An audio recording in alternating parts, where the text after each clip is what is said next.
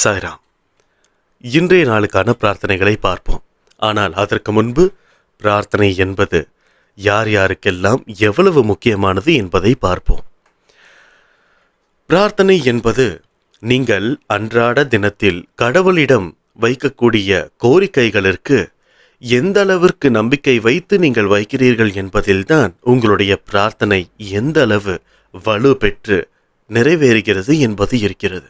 அதற்காக சாத்தியமே இல்லாத ஒரு விஷயத்தை பிரார்த்தனையாக வைக்க முடியுமா, வைக்கலாமா என்று கேட்டால் நிச்சயமாக வைக்கலாம். ஆனால் அதற்கு நீங்கள் தகுதியானவர்களாக இருந்தால் அது நிச்சயமாக கடவுளால் கொடுக்கப்படும்.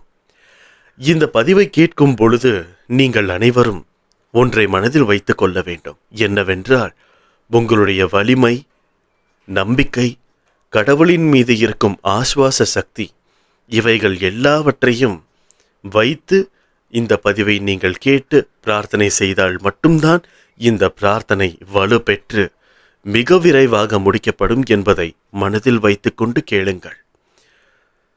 கூட்டு பிரார்த்தனை என்பது மிகப்பெரிய ஒரு விஷயம். யாருக்கும் அந்த அளவிற்கு எளிதில் அதை செய்து முடிக்க முடியாது. ஏனென்றால் இந்த உலகத்தில் பிரார்த்தனை செய்யும் பொழுது நம்முடைய மனதில் ஏகப்பட்ட பதட்டங்கள் வரும், ஏகப்பட்ட மனநிலைகள் மாறும். அதை எல்லாம் ஒருநிலைப்படுத்தி கடவுளிற்கு முன்பு நின்று நீங்கள் கேட்பதற்கான அந்த நேரம்தான் பிரார்த்தனை என்ற பெயர். பிரார்த்தனையை நீங்கள் ஒருவர் மட்டும் உங்களுக்காகவோ மற்றவர்களுக்காகவோ செய்தால் நிறைவேற்றப்படும். ஆனால் இன்னும் ஒரு 7-8 பேர், அதாவது 7-8 பேர் கூட தேவையில்லை, ஒரு 2 பேர் இருந்து கொண்டு நீங்கள் 2 பேரும் கூட்டு பிரார்த்தனை செய்தால் அது பிரார்த்தனை மிகவும் வலுவாக கடவுளிடம் கொண்டு சேர்க்கப்படும். இந்த பிரபஞ்சம் அந்த கோரிக்கைகளை மிக விரைவில் முடித்து கொடுக்கும். அதனால் கூட்டு பிரார்த்தனை செய்வதன் மூலம் நாம் அடைய நினைக்கக்கூடிய விஷயங்களையும் கடவுளிடம் வைக்கக்கூடிய கோரிக்கைகளையும் மிக எளிதில் வைத்துவிடலாம் என்பதை மனதில் வைத்துக்கொண்டு இந்த பதிவை கேளுங்கள். பிறருக்காக பிரார்த்தனை செய்தால் நிச்சயமாக உங்கள் குடும்பத்திற்கும் உங்கள் கடமைகளுக்கும் என்னென்ன நிறைகள், என்னென்ன குறைகள் எல்லாவற்றும் நிரப்பப்படும். இது சாயப்பாவின் அருள்போதிய வாக்கு. அதனால் கூட்டு பிரார்த்தனை செய்து மற்றவர்களுக்காகவும் மற்றவர்களுக்காகவும் செய்யும் பொழுது இந்த பிரார்த்தனை வலுப்பெற்று சாயப்பாவின் செவிகளில் கேட்க வேண்டும் என்று நாம் அனைவரும் பிரார்த்திப்போம். இன்றைய நாளுக்கான பிரார்த்தனைகளை பார்ப்போம். முதலாவது, மாசம்மாள். இவங்களுக்கு என்ன பிரச்சனைன்னா, அவங்களோட ஒட்டுமொத்த குடும்பத்துக்குமே காய்ச்சல், அதாவது ஃபீவர் வந்திருக்கு. ஸோ இவங்க குடும்பத்தில் இருக்கவங்க எல்லாத்துக்குமே, சின்ன குழந்தைங்கள்லேருந்து பெரியவங்கள்லேருந்து ஃபீவர் வந்திருக்கிறதுனால இவங்களுக்கு கூடிய சீக்கிரத்தில் அந்த பிரார்த்தனையை நம்ம செய்யறதன் மூலமாக அந்த ஃபீவரும் போய் அந்த காய்ச்சல் எல்லாமே கம்ப்ளீட்டாக ஸ்டாப் ஆகி நம்மளுக்கு சாயப்பாவோட உதி ஒரு மாமருந்தாக மாறி அவங்களோட குடும்பத்துக்கு மிகப்பெரிய ஒரு அற்புதத்தை நடத்தி இன்னும் கொஞ்ச நாள்லேயே இவங்க எல்லாமே சீக்கிரமாக ரெடி ஆயிடணும்னு சொல்லி சாயப்பா கிட்ட பிரார்த்திப்போம். 2வது, குமார வடிவேல். இவர் 30ஆம் தேதி அன்னைக்கு இயற்கை எய்தினார். இவருக்கு ஒரு பெரிய கதை இருக்குது. என்னென்னா, இவர் ஒரு மிலிட்ரியில் ஒர்க் பண்ணிகிட்டு இருந்தார்.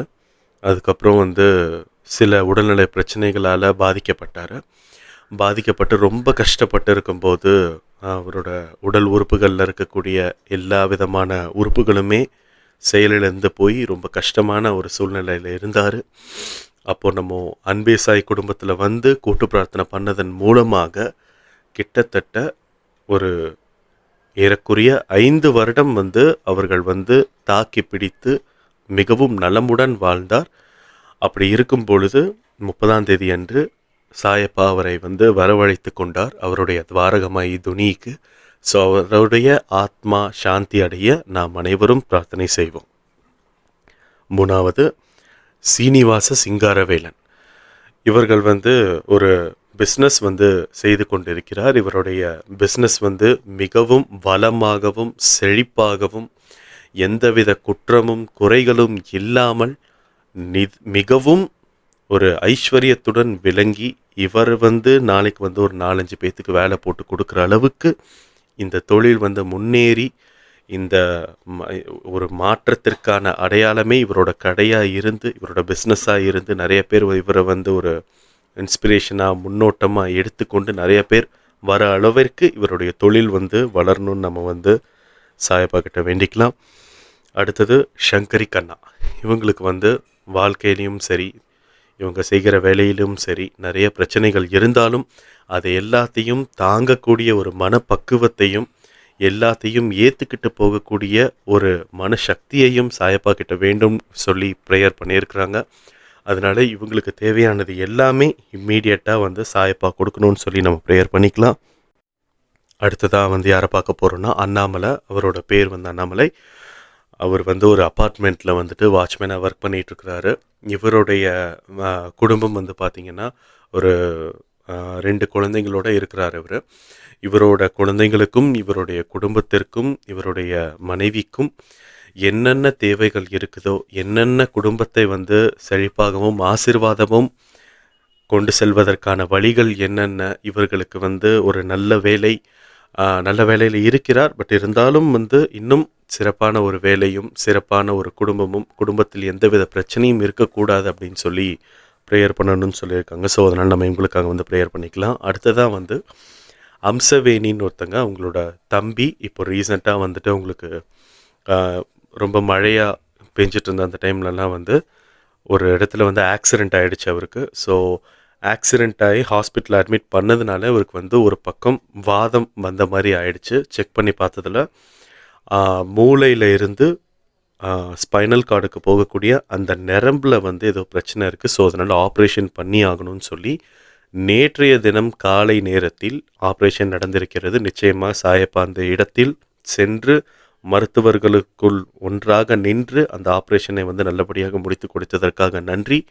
மேலும் அவர் விரைவில் குணமடைய வேண்டும் என்று சாயப்பாவிடம் பிரார்த்திப்போம். மேலும் அவர் உடல் உபாதைகள் எதுவுமின்றி மிகவும் ஆரோக்கியமான ஒரு வாழ்க்கையை வாழ நம் அனைவரும் வந்து சாயப்பாவிடம் பிரார்த்திப்போம்.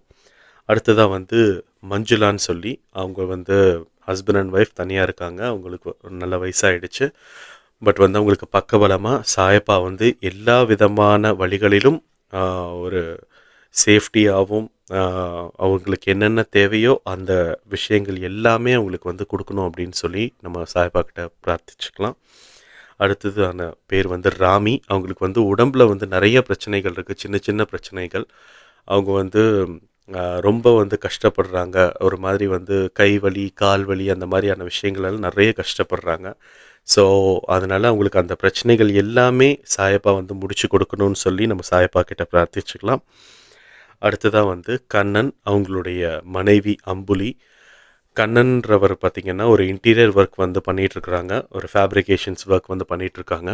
இவங்களுக்கு எந்த விதமான தொழில் பிரச்சனைகளும் இல்லாமல் ஒரு செல்வ செழிப்புடன் ஆசிர்வதிக்கப்பட்ட ஒரு தொழிலாக இவர்களுக்கு வந்து மாற வேண்டும் என்று சாயப்பாவிடம் பிரார்த்தனை செய்து கொள்வோம்.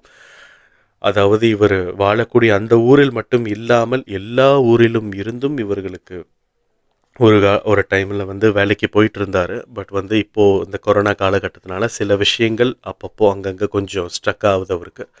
ஸோ அதனால் வந்து இவரை பொறுத்த வரைக்கும் இவருக்கு வந்து எங்கெங்கெல்லாம் வந்து இவர் வேலை செய்யணும்னு நினைக்கிறாரோ அங்கங்கெல்லாம் சாயப்பா அவரோட கூடவே இருந்து அவருடைய வழிகாட்டுதலின் மூலம் இவருடைய தொழில் வந்து சீரும் சிறப்புமாக விளங்க வேண்டும். ரெண்டாவது, இவருக்கும் இவரோட ஒய்ஃபுக்கும் வந்து நிறைய வந்து மனஸ்தாபங்கள், சில மிஸ் அண்டர்ஸ்டாண்டிங்ஸ் எல்லாம் நிறையா இருக்குது. அந்த விஷயங்கள் எல்லாமே க்யூர் ஆகணும், எல்லாமே வந்து நல்லபடியாக இருக்கணும். ரெண்டாவது, அவரோட முதல் பையனுக்கு வந்து சில பிரச்சனைகள் உடம்பில் வந்து இருக்குது. ரொம்ப பெரிய பிரச்சனை இல்லை, எப்படின்னா திடீர்னு ஃபீவர் வர்றது, காஃபு, கோல்டு, சளி பிடிக்கிறது, இந்த மாதிரியான விஷயங்கள் இருக்குது. இந்த விஷயம் எல்லாமே குணமாகி அவங்க அம்மாவும் ரொம்ப நல்லபடியாக நல்ல ஒரு ஆரோக்கியமான ஒரு வாழ்க்கையை வாழணும், இவங்க ஒட்டுமொத்த குடும்பமே ரொம்ப நல்லா இருக்கணும் அப்படின்னு சொல்லி சாயப்பா கிட்ட பிரார்த்திக்கலாம். அடுத்ததாக வந்து மகேந்திரன்னு சொல்லி ஒருத்தங்க இருக்கிறாரு. அவருக்கு வந்து காலில் வந்து வெரிகோஸ் ப்ராப்ளம் இருக்குது. ஸோ மாதத்துக்கு ஒரு நாளோ இல்லை 15 நாளைக்கு ஒரு வாட்டியோ வந்துட்டு இவங்க வந்து அந்த ஊசி வந்து எடுத்துட்ருக்குறாங்க. ஸோ அதனால் அந்த விதமான பிரச்சனைகள் எல்லாமே நீங்கி இவங்க வந்து மறுபடியும் பழைய மாதிரியான ஒரு நிலைமைக்கு வந்து திரும்பணும் அப்படின்னு சொல்லி சாய்பா கிட்ட பிரார்த்தனை பண்ணிக்கலாம். மற்றும் அவர்களுடைய குடும்பத்திற்காகவும் நாம் பிரார்த்தனை செய்து கொள்ளலாம். அவ்வளவுதான், இன்னைக்கான பிரார்த்தனைகள் முடிந்தது. இது மட்டும் அல்லாமல் நான் இத்தனை பேரை சொல்லியிருக்கிறேன். இவங்களுக்காக மட்டும் இல்லாமல் இவங்களோட ஒட்டுமொத்த குடும்பத்துக்காகவும் நம்ம வந்து ஒரு நிமிஷம் வந்து சாயப்பா கிட்ட பிரார்த்தனை பண்ணிக்கலாம்.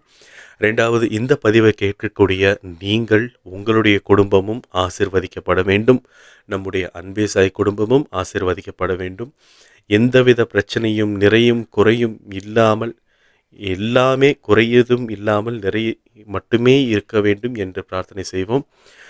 அது மட்டும் அல்லாமல் பிரச்சனைகள் வந்து நம்மளுக்கு வேண்டாம், பிரச்சனைகளை நம்மளுக்கு தராதிங்க, கடன் பிரச்சனை இருக்குது, எனக்கு முடியணும் அப்படின்ற அந்த ஒரு விஷயத்தை மட்டும் நம்ம கேட்காம அந்த பிரச்சனையை தாங்கிக்கிறதுக்கான மனப்பக்குவம், மன தைரியத்தை, மன சக்தியை கொடுங்க அப்படின்னு சொல்லி நம்ம வந்து ப்ரேயர் பண்ணிக்கலாம் சாயப்பா கிட்ட.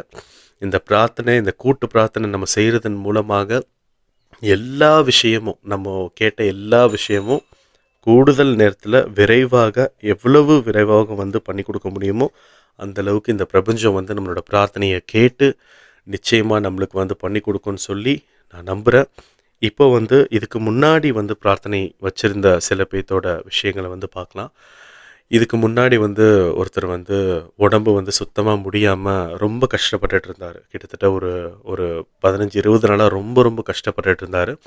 நம்ம கூட்டு பிரார்த்தனை செய்ததன் மூலமாக 2-3 நாளில் அவருக்கு இருக்கக்கூடிய பிரச்சனை எல்லாமே நீங்கி இம்மீடியட்டாக அவங்கள வந்து டிஸ்சார்ஜ் பண்ணிட்டாங்க.